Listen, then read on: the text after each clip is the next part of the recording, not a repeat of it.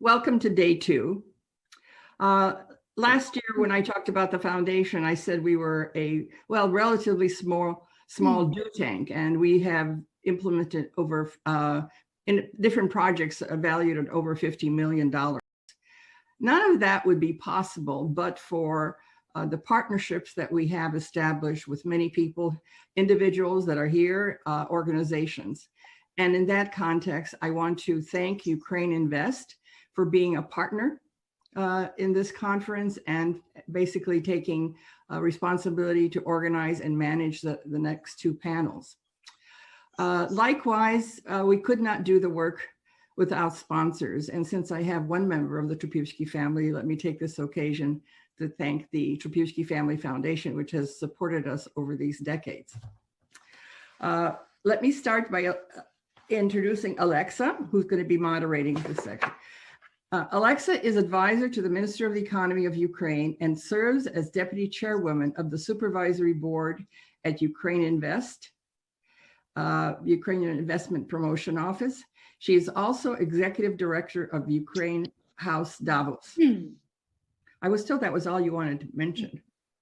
But I'll say she got her bachelor's degree from Yale University, master's in journalism from Columbia, master's degree in international public policy from Johns Hopkins University. It is my deep pleasure to introduce and welcome a dear friend, Alexa Chopivsky. Over to you, Alexa. Thank you, Nadia, to you and to the U.S. Ukraine Foundation for organizing this week's important and timely events. It's an honor for me to be here and to introduce our distinguished panel. Every one of them demonstrates true leadership in connection with promoting investment in Ukraine, and we look forward to hearing from them today. So let's jump right in, first with introductions. Minister Petrashko will be joining us in a few minutes. He unfortunately has been called to a meeting of the Cabinet of Ministers, but we're lucky to have him for a few minutes. He'll be joining us shortly. Ihor Petrashko is Minister of Economic Development, Trade and Agriculture of Ukraine. This is largely an American audience here today, so I would be remiss not to mention that the minister spent a large portion of his professional career here in the US. He also graduated at the top of his class from Vanderbilt University, where he received his MBA. So we are honored to have him here with us today. Also from the government, joining us today is Mr. Serhiy Tsivkach, CEO of UkraineInvest as of earlier this year. It's been a challenging time to take on this new position, but UkraineInvest is making waves with renewed priorities during these challenging times, and we look forward to hearing more about it. By the way, UkraineInvest was voted earlier this year among the top 5 investment promotion agencies across the Emerging Europe region by Emerging Europe magazine. So congratulations, Serhiy. Next up is Morgan Williams, respected president of US-Ukraine Business Council. With 250 plus member companies, USUBC is celebrating its 25th anniversary this year. Morgan has led the organization for roughly, I'd say 60% of that time. US-Ukraine Business Council is the largest business association working with Ukraine that is not located inside of Ukraine. An American from Kansas, he is one of Ukraine's staunchest friends in the United States. And last, but certainly not least, Andy Hunder is president of the American Chamber of Commerce in Ukraine, which represents more than 600 US and international corporate members. Everyone knows Andy, a native Londoner. He has lived the majority of the last 25 years in Ukraine and has led in various communication, government relations, and business development roles. He's been doing a great job heading the AmCham since 2015. Welcome. An all-star panel. We look forward to a substantive discussion. A year ago, the government announced its goal of investing 50 billion, of attracting 15 billion in investment over the next 5 years. Then, as we know, the pandemic happened. Yet despite challenging times globally, Ukraine has achieved significant success stories in the past months in connection with its investment attractiveness, from e-government and digitalization of public services to historic privatizations to the largest concessions agreement in the history of the country. Ukraine is using PPPs to expand the country's vast infrastructure. It's successfully completed its important decentralization reform. And despite COVID, in the past months, Ukraine has attracted significant new investments to the country, among them from Microsoft and Bitfury to Spotify and Netflix, representing a new stage of confidence in the country.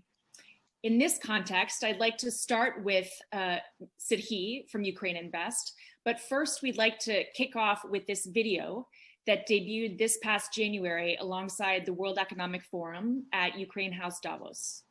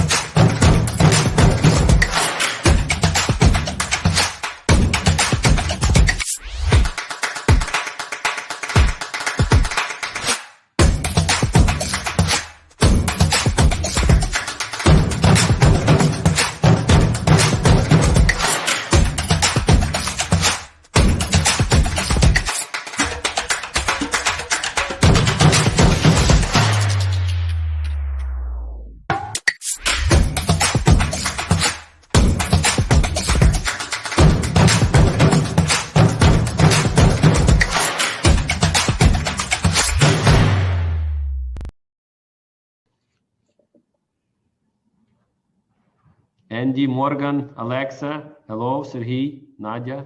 Good to see you. Hello, I'm sorry for being late. So today has been a hectic day. It's as every day. Welcome, Minister Petrashko. We're very happy. Thank you very much. We appreciate you joining us. I know that I understand you only have a few minutes before you need to join the Cabinet of Ministers. So thank you for joining us. I've introduced you in absentia. And would like to just ask you for a few remarks as we begin, Minister Petrashko, about the government's biggest reforms in 2020 in terms of attracting investment. And what are its top priorities going into 2021? What are the government's main instruments to support investors? And what is it doing to make Ukraine a top investment destination? Mr. Minister. Well, yeah, thank you, Alexa. So you, in this simple question, the answer to it would require maybe like a couple of hours of discussion there, but I will try just to be to summarize some of the points. First of all, I think that this year, not speaking about the COVID, because COVID obviously was actually and is continuing to be a major challenge for Ukrainian government and for the economy as a whole.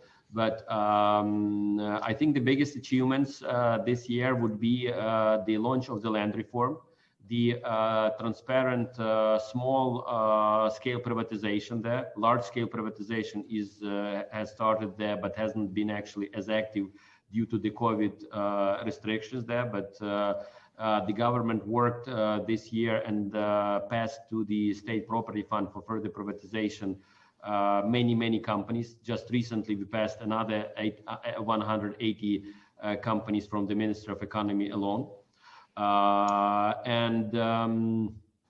The discussion, and this is a difficult one, but it has been a major step as well, the energy sector reform in terms of green tariffs there, like signing the memorandum on the with the producers of green energy. I think this was very important elements as well.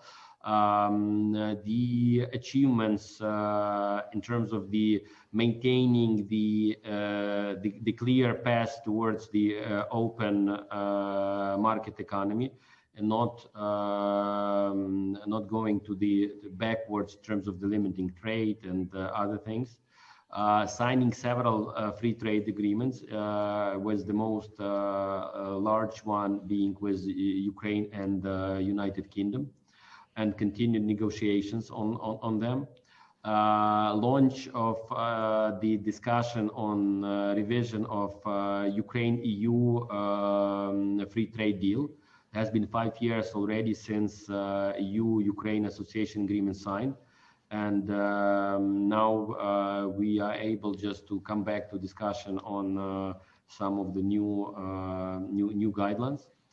The change in the vision in terms of how economy should be managed and performed by introducing several projects like in the format of private-public partnership, PPP. And the government worked all this year on the sub law, the correct word I'm trying to find, like government decrees to allow and fulfill the possibility for companies to engage openly in the public-private partnership contracts, and several contracts has been signed this year. This is a major thing.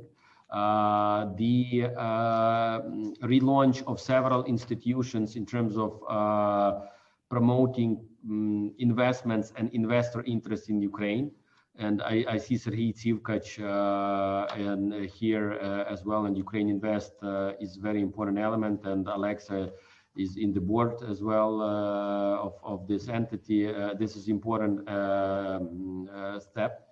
Unfortunately, we haven't finished yet, and although we had much better visibility and plans for that investment nanny, so-called legislation, and we have the assurances from the parliament again. Unfortunately, they haven't been able to pass it last periods, that they will pass this legislation, and that will be a great vehicle that will put Ukraine on the map for many international investors. And the legislation there would allow for support of investors into Ukraine for large-scale projects by providing them with different incentives. So this is something which our neighboring countries are doing in the European Union, and we always had questions from investors in terms of, what Ukraine can offer. And obviously, we make many things can offer, but people are looking for some additional comfort. And this legislation will provide us, the government, because the agreements will be signed by the government with the investor, to provide, first of all, political insurance, confidence in terms of the that government supports this investment.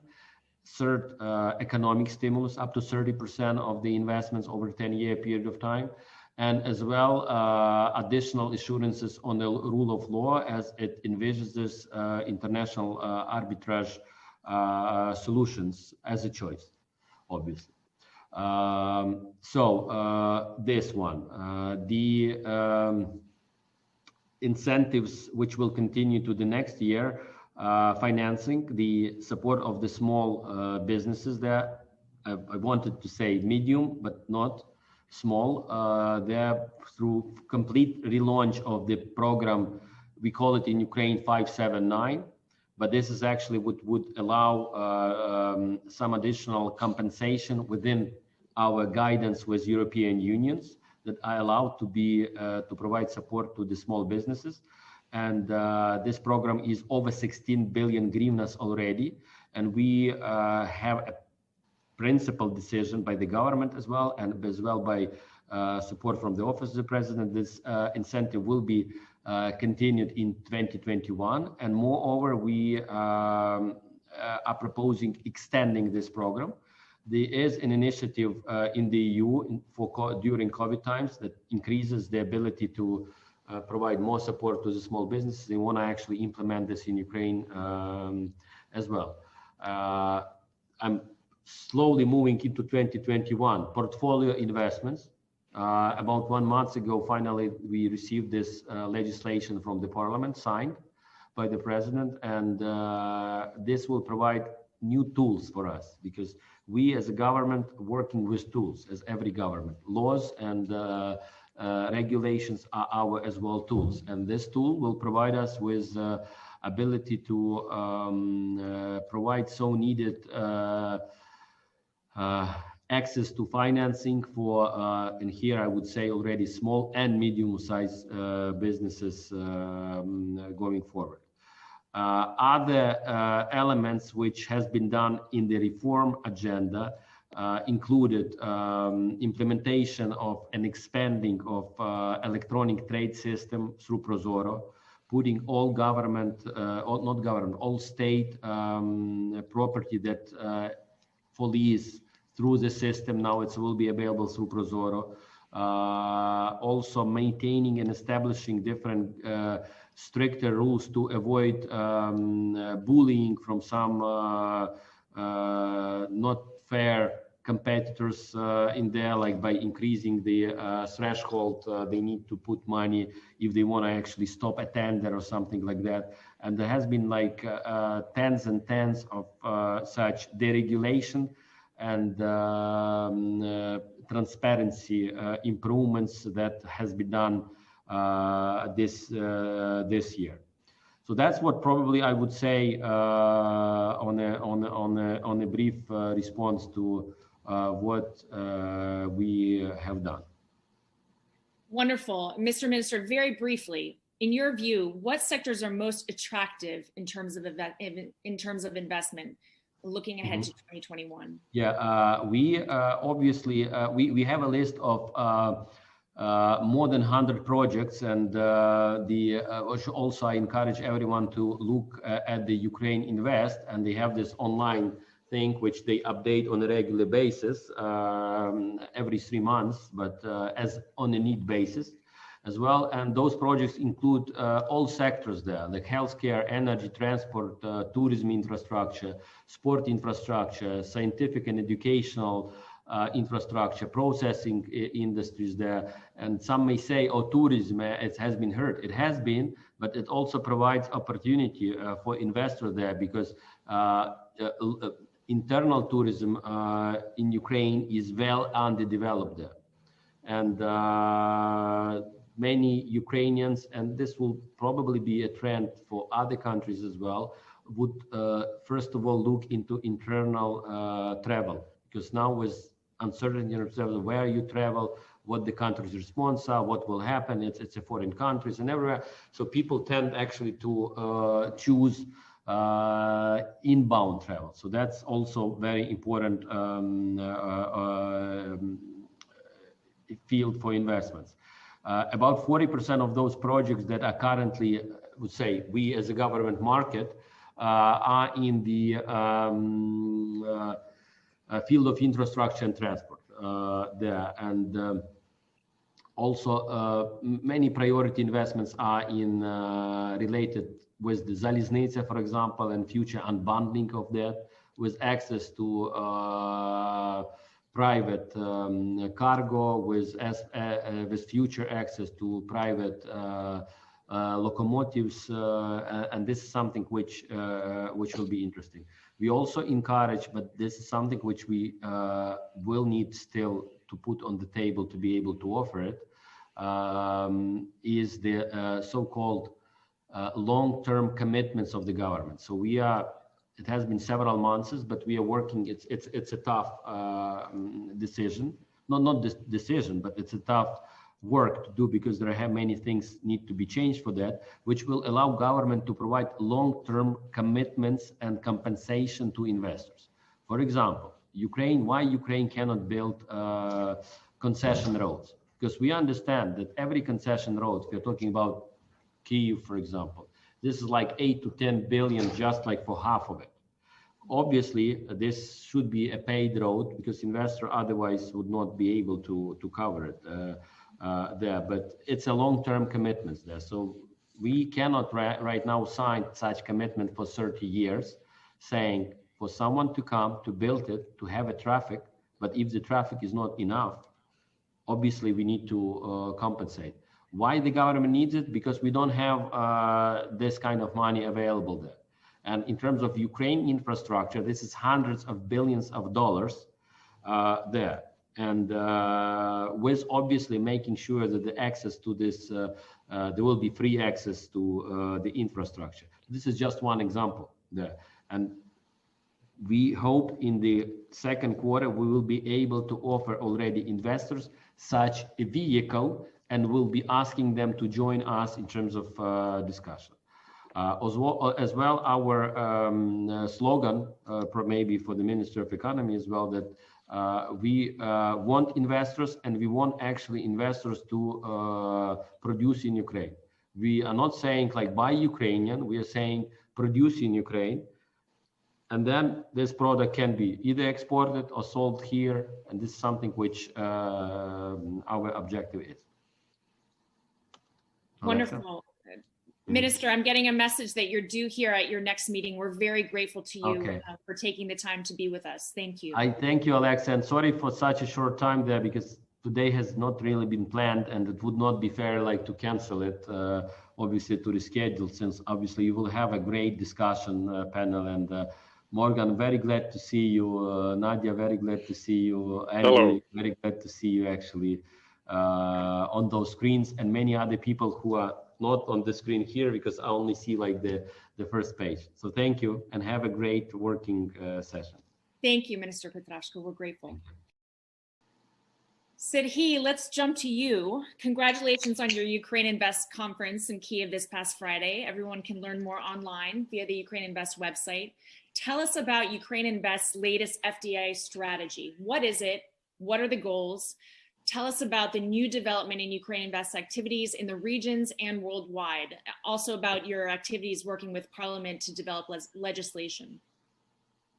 Thank you very much, Alexa. Let me just go back to the minister's presentation and just give you some figures. He covered, the whole lot, but some figures will be of interest to you. So in terms of GDP decrease forecast, Ukraine Ministry of Economy forecast is minus 4.8. So that's a balanced figure, in these times. In terms of FDI attraction into Ukraine, second quarter, we attracted $1.255 billion in Ukraine. First quarter was negative, but second is positive, and we hope to get some good results. In terms of Ukraine's international reserves, at the moment, as of 1st of December 2020, it's $26 billion, which is 19% higher than amount of international reserves at the same time in 2019. Fitch rating B stable, S&P B stable, Moody's B3 stable. Also, I would mention reform about decentralization in Ukraine. So now it's at its final stage, and Ukrainian regions have more powers to develop regions themselves. Also, reform of inner water transport and reform of city building, competitive model of natural gas market, and so on and so on. Also, we are now, as you know, position 64 in ease of doing business index, which is 13 places higher than before. And this year, it's very promising for Ukraine. Companies with value-added production have started investment projects for total amount of $500 million plus. So that's a very good sign. And we look at, some positive forecasts for 2021, 2022. Well, bearing in mind circumstances in which Ukraine is. FDI strategy. UkraineInvest is working on FDI strategy with our own resources, and also we are very thankful to USAID and Competitive Economy Program for providing us with technical assistance. This technical assistance is given not only to us but to government stakeholders, Office of the President, Ministry of Economy, and other relevant stakeholders, and we working on different elements of this strategy. So now we're going through part one, and I will just give you some outlook of contents of that program. So you will see how comprehensive and deep that is. So first of all, we will have assessment of FDI state of play in Ukraine. Then we will have assessment of global trends and FDI in Europe, FDI in non-EU countries, FDI in Ukraine, current stage. Then there will be assessment of advantages for FDI and benchmarking with other countries, assessment of legal landscape, including investment triggers and incentives, planned incentives and triggers in Ukraine, investment incentives in peer countries, so there will be comparison. Also, we will be having key legal overview of key legal barriers for FDI in Ukraine and peer case studies for international investment promotion agencies benchmarks compared to Lithuania, Ireland, Poland, Serbia, and Slovakia. And also there will be support for our promotion campaign. So this is only part one. It's 215 pages document at the moment. We have our annual meetings with USAID, Ernst Young, who is the implementing company. Actually, tomorrow our next meeting. So after we complete our first part, we will move into next stage. And next stage will be analysis of economy of Ukraine, and 7 to 9 sectors of Ukrainian economy will be identified, which are the most promising in terms of investment for attraction for investments. And UkraineInvest will be the government's stakeholder that will be responsible for implementation of this program according to strategy that was jointly created.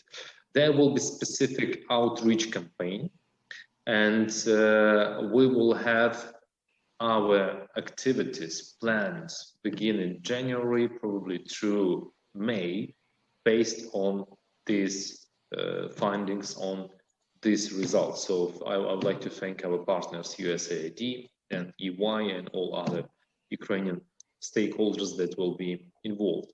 Most importantly as well, that when we will identify bottlenecks for investments, legal barriers, we will work together on legislative proposals, how to remove those bottlenecks.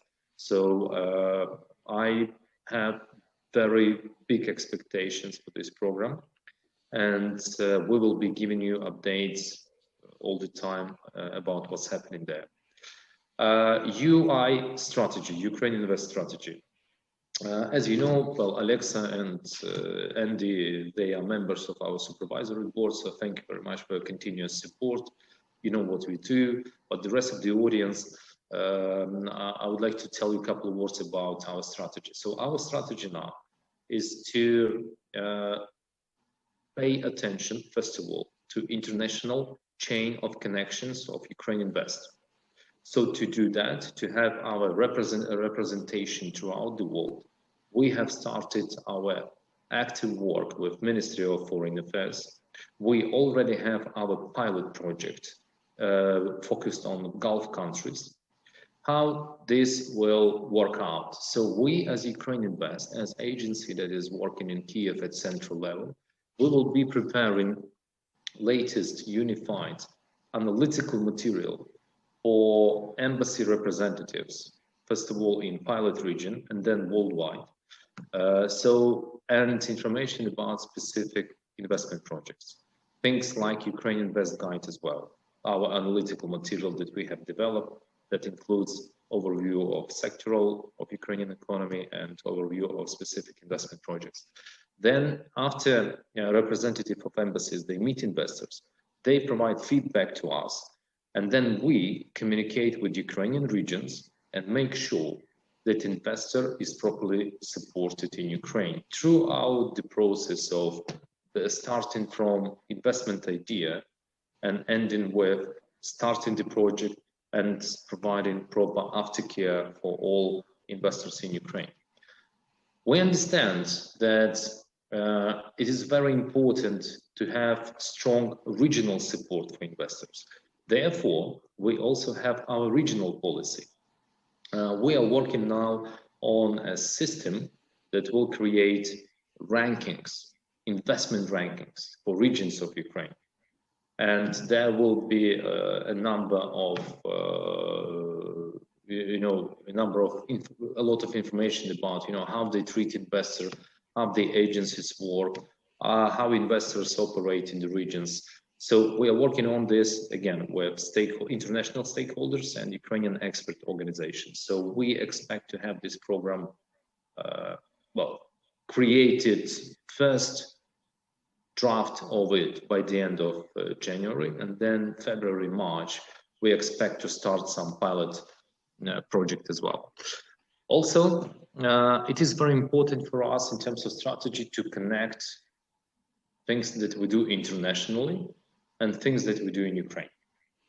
So for that, we'll be also creating a system, a CRM system that will connect regions and world. And we recently, last Friday, we have signed a memorandum with Ukrainian World Congress on cooperation. So UkraineInvest will be offering pro bono investment ambassadors positions to members of Ukrainian diaspora, people that want to help UkraineInvest Ukraine attract investments, and not only attract investments, but also provide us advice, maybe technical support and expertise on how should we improve regulatory policy in Ukraine. Also, in terms of our strategy, we are strengthening now our analytical capacity. We are increasing number of analytics in our team, because now we have kind of a small but very important prohibition in UkraineInvest. We cannot say anymore saying Ukrainian potential. We need to say real Ukrainian projects, because it's enough of potential. We need to propose investors real cases, real projects when they can come to Ukraine and invest. So we are focused on pragmatic approach and proposing investors real strategy, real projects. Also, I want to spend a couple of minutes. One more minute, sir, and then we're gonna move forward to Andy. I will just show you a short presentation about achievements of UkraineInvest, if I may. Let me just open it up. One second. Serhiy, why don't we come back to you with the presentation? Okay. Thank you for that. I'd like to move on to Andy. Andy, looking ahead, okay. Ukraine is working on implementing Dia City, the first digital country with no limits for investments, jobs, and tech development, which will make Ukraine the most powerful IT hub in Central and Eastern Europe. Can you talk to us about the current concrete success stories, including in the Ukrainian tech and innovation ecosystem? Well, thank you, Alexa, and thank you, Nadia, and all the US-Ukraine Foundation team for making this event happen today. I think, yeah, it's really looking at what has happened and some of the success stories in 2020. A real freakish year, I think, in March, with everyone going online. But one thing I would want to focus on firstly is that the companies operating in Ukraine, they immediately saw that they won't hit their financial results, but the companies all got together and really helped the vulnerable and people in the medical community with protective equipment at the outbreak of COVID. But if we look at what's happened in 21, I mean, I started the year, my first business trip still in January was to Ivano-Frankivsk. And there, when you go and see, I went to Electrolux, and every 23 seconds, they roll out a washing machine. So the washing machines are 23 seconds and the washing machine is out. Companies like the automobile sector, the BMWs that you drive, the Volvos, I mean, all the components, especially the wiring, that's all made in Ukraine. So we have many stories like that. We were getting ready to travel down to Mykolaiv in March, just before the pandemic hit, for an opening of PepsiCo. PepsiCo, massive US food and beverage company, and they just opened a potato chip factory. Ukraine, previously they were importing, but Ukraine has potatoes. It has, it's the global exporter of sunflower oil. And that's why they made the process, and they're now producing potato chips in Mykolaiv. A great plant they have there, two factories actually, in terms of not only the drinks, but also the snacks and the children's dairy. So it's across all sectors like that. I think what we've seen in Ukraine that really we've been waiting for many, many years is the privatization. Finally, we're seeing tangible assets going under the hammer, sold. Sold. We've seen the Hotel Dnipro, bang in the center of Kyiv, sold. We're seeing the spirits, the spirits industry, Ukraine renowned for some of its quality spirits, and that's going under the hammer. So, big respect to the head of the State Property Fund, Dmytro Synichenko, for making it happen. We saw the law on inland waterways, Dnipro, the most famous, we used to sing about the river Dnipro in songs. And this is an artery for business. And finally, last month, we got the law passed on inland waterways, the 7 locks across moving down. And that is taking the freight off the roads, off the railways, putting it onto the Dnipro, down to Mykolaiv, and then, across. And I think also in Mykolaiv, what we saw an investment coming in from Qatar Q terminals. And again, this was the concession that was mentioned. A very tangible, I spoke to the Qataris, why did they come to Ukraine? And they saw it. This was their first investment outside Ukraine, and they saw the opportunity and the potential. So we had the ports in Olvia, Mykolaiv, going into concession. That's already being developed. We saw the ports in Kherson, again, a fantastic region for agriculture, Kherson, and the Ukraine being a maritime country. And I think, those ports is just so important to keep that exports and imports coming in. And in terms of, I think, the issue still that we need to focus on, and when Secretary Pompeo, I met Secretary Pompeo in January here in Kyiv, rule of law. Investors need rule of law, and we are still seeing challenges.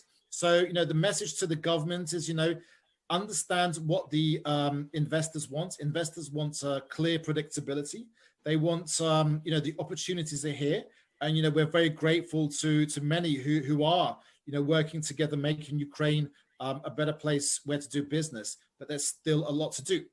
We are the biggest AmCham in Europe. AmCham Ukraine is the biggest. Why? Because our colleagues across, Europe, in Copenhagen, in Paris and London, we do what AmChams usually do. It's receptions, wine and cheese events, which we do. We have some great parties in Kyiv also, and I hope to see you at some of our parties coming up next year. But the majority of our team of over 40 people, it's doing the advocacy, because there's still a lot of red tape, a lot of bureaucracy that we're constantly fighting, getting the message across. Sometimes, we're asking, why is this bureaucracy? But I think, as you mentioned, the DS City, it's not perfect, the law. We actually had an alternative draft law that we put through, but I think we have a great relationship. The minister's 29 years old. Mikhailo Fedorov is 29 years old. A great manager. We actually asked the members, and the members thanked him at Thanksgiving when we gave an award. He was the person that got the awards. He's, really driving a move in Ukraine digital. And I think, the companies that we see, Ukraine's IT sector is booming.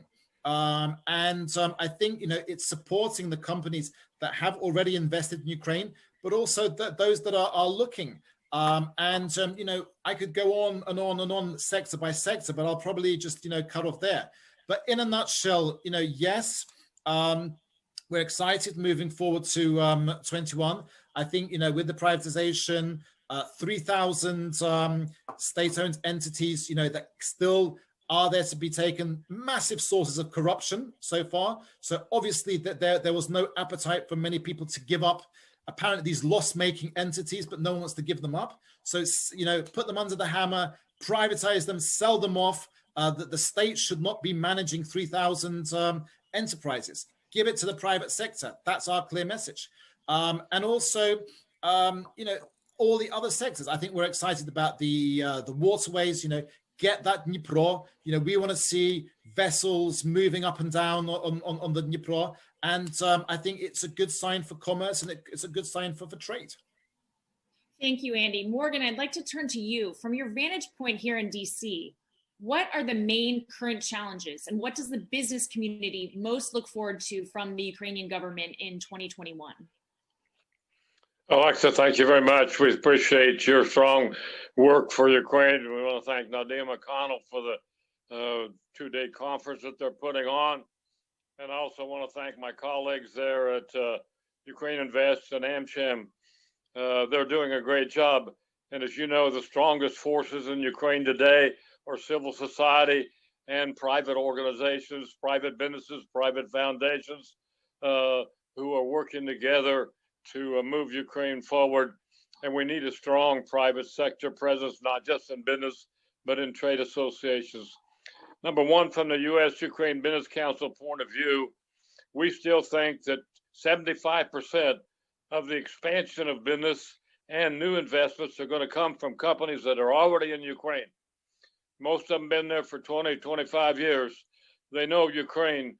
They want to expand. They have expansion plans. Number one, we suggest that the Ukraine government, through a task force or through UkraineInvest, do a lot more to have personal interviews with the country managers of those companies to find out what are their expansion plans, what are their plans for new investments, and what's holding up their plans.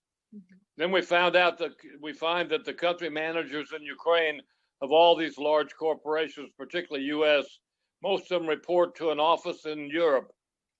The Ukraine government could do a lot more through their offices in Brussels or embassies to meet with key people personally in those offices, because they have to approve all expansion plans. They have to approve budgets and investments. Find out what are they thinking about Ukraine? Where are the crunch points? What's holding up them approving more investments for Ukraine? And in those offices, all report to the United States.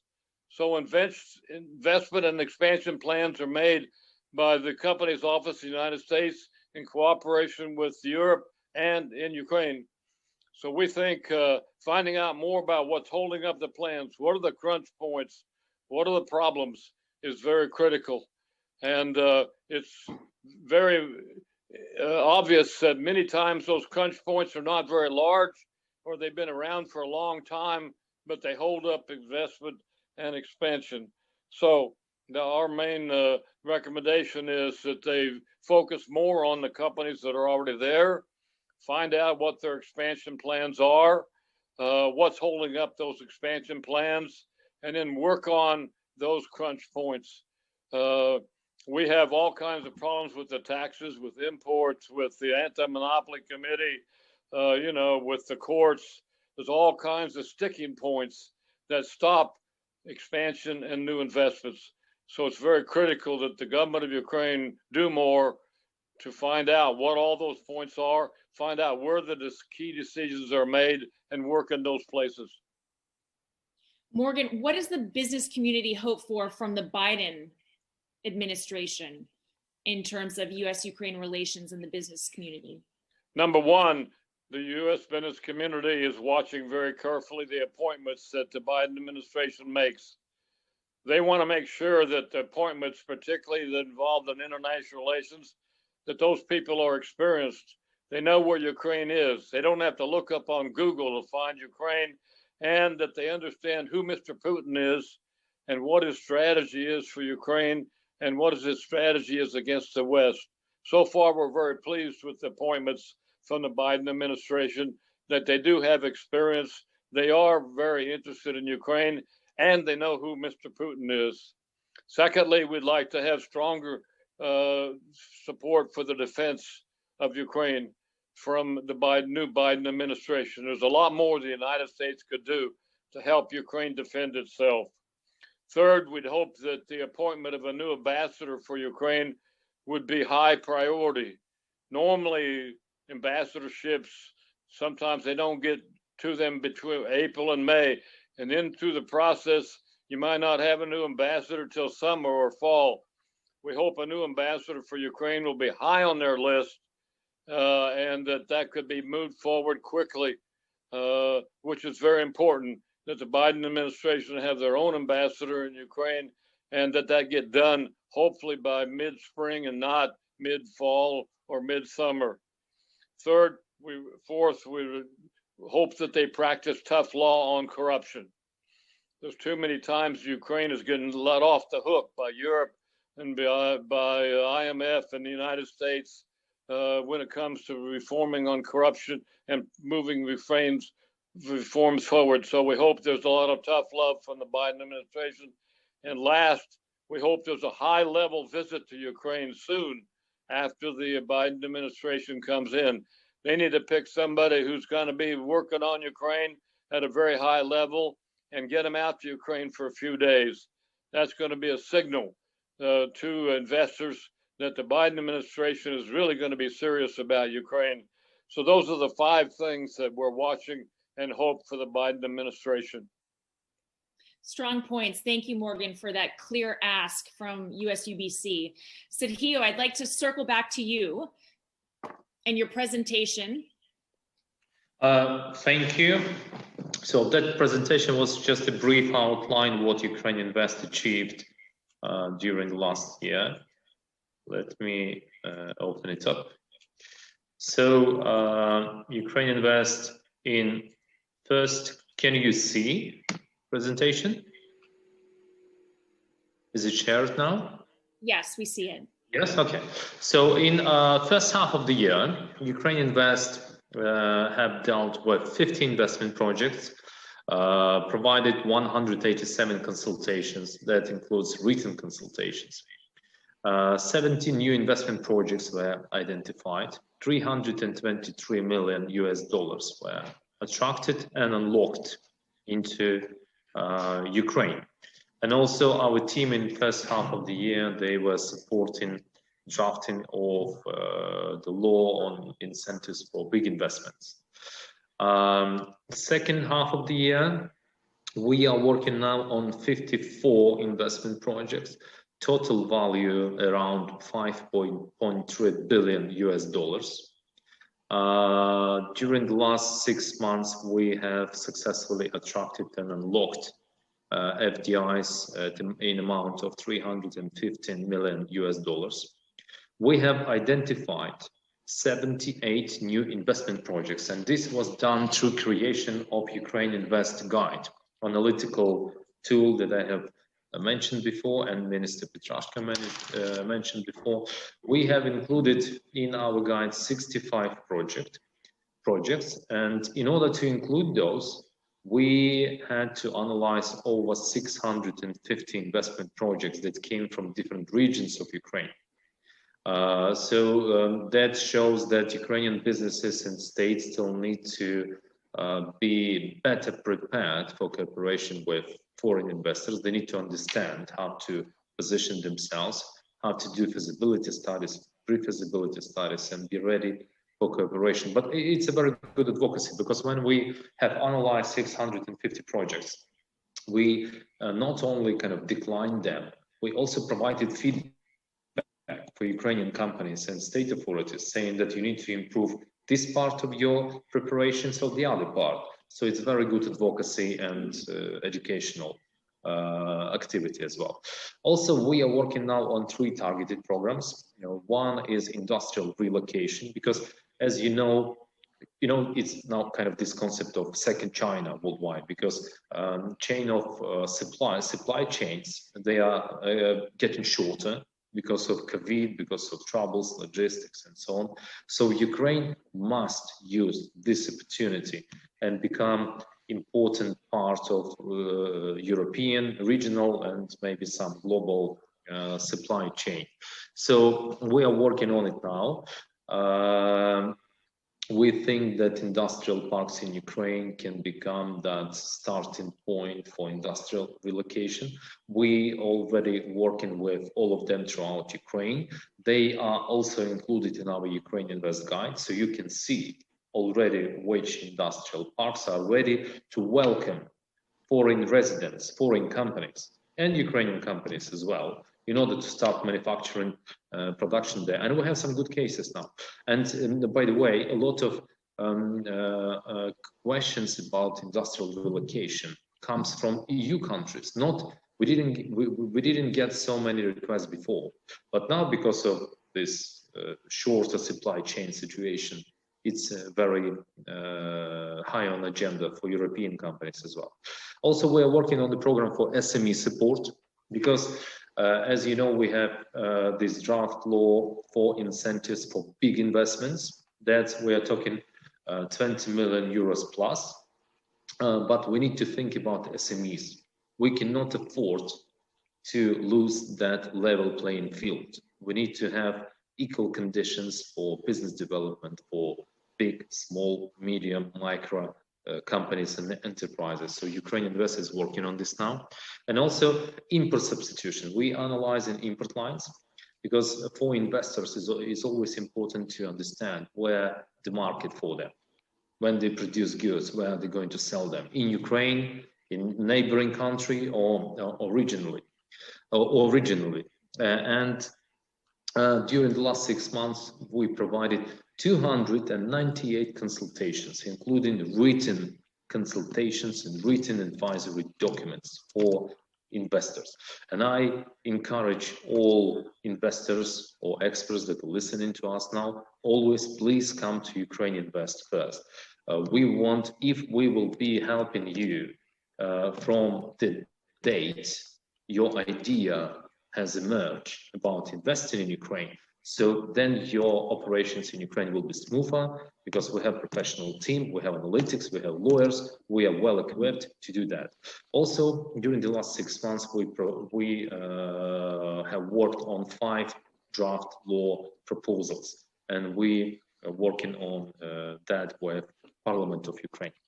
Also, we have created a concept for establishment of a state-private investment fund. I think it's a very important vehicle.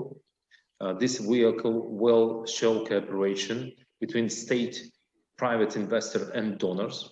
And also this can restore trust of cooperation between state, private business, also improve cooperation with diaspora, because diaspora would be able to invest in Ukraine through this type of fund.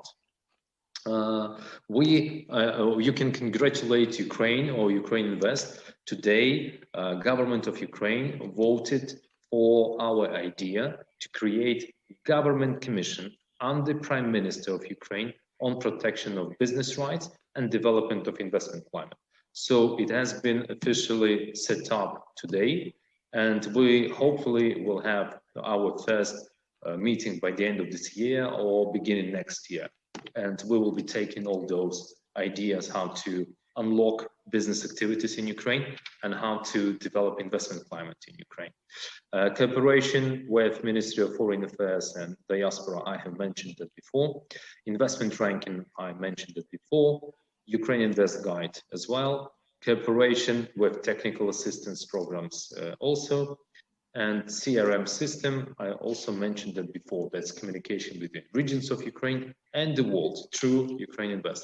Also, we have been working on concept to develop internal tourism through development of tourism infrastructure in Ukraine. So we have created preliminary concepts for development of tourism infrastructure in South and Western Ukraine. So UkraineInvest is working technically Again, I would like to take this opportunity and thank all teams of UkraineInvest that used to work here before. But we are taking UkraineInvest to a next stage. And please count on us. We are here to help you. And these are some of the companies that were our clients, the companies that we provided support for during the last 6 months. You can see some big companies like Shell, IKEA, CRH, Costa. Thank you very much. We are running out of time here, but that's a terrific presentation. Truly a one-stop shop with UkraineInvest. Very quickly before we wrap up, a rapid fire, one question to Andy and one to Morgan. Andy, how is Ukraine positioning itself to become a regional transit powerhouse? Tell us about some recent wins in these sectors and some plans for 2021. And to Morgan, if you could touch very briefly on manufacturing and supply chains. Many global companies are now looking to diversify and build more resilience into their supply chains. Some are giving Ukraine a first look. What competitive advantages does Ukraine offer? Very briefly. Well, I think, location and people, the stories, I could go on about factories like, big US investors like Jabil in Uzhhorod, big factory, 3,300 people, 1 mile to the border of the EU, rolling out Nespresso coffee machines every single day, 8 trucks leaving, and all of Europe using Nespresso coffee machines made in Ukraine. I think, many stories like that. And I think, it's really a manufacturing opportunity, but also, high tech, IT. And I think a key focus for 21 will be establishing a stock exchange, a financial stock exchange, and a trading platform, both for commodities, energy. And I think this is something that we are currently working on, but I think this will be a massive step forwards and a super important step for Ukraine. Thank you very much, Andy. Morgan. Alexa, the main thing is we think about Ukraine is number one is size. It's the largest country in Europe. That helps when you come there as a company. You got a great country to work with in size and people. And as Andy said, its location. It's got a great central location for a supply chain into the Mediterranean, into the Far East, into Europe, into the whole area is a central location. So that's very important. And it's very important to do more to tell that story to corporate headquarters about the impact and the central location and all that Ukraine has to offer. So we think it's a very good, many assets and a good platform on which to build the future in 21 and moving forward. Thank you, Morgan. It looks like we're running out of time here. To sum up, Ukraine is a vibrant investment destination. Themes: tech and innovation, IT solutions provider. It's a major food producer, food security provider, cybersecurity expertise. It has a strong tradition of engineering and manufacturing, R&D. Siemens, Oracle, Google, Samsung, Ring, they all have their R&D in Ukraine. The resources are there. The phenomenal human capital is there. The resilience is there. The opportunity is there. The government recognizes the importance of improving the climate for foreign investment. Thank you to our expert panelists for joining us today. You've done a terrific job educating us. On behalf of the minister, he asked me to pass along the message that he values open communication and that you can reach him at the following email address. He and his team will be delighted to stay in touch with you. They welcome your ideas. That email address is ministryofeconomy@me.gov.ua. Again, that's ministryofeconomy@me.gov.ua. Thank you very much for joining us today.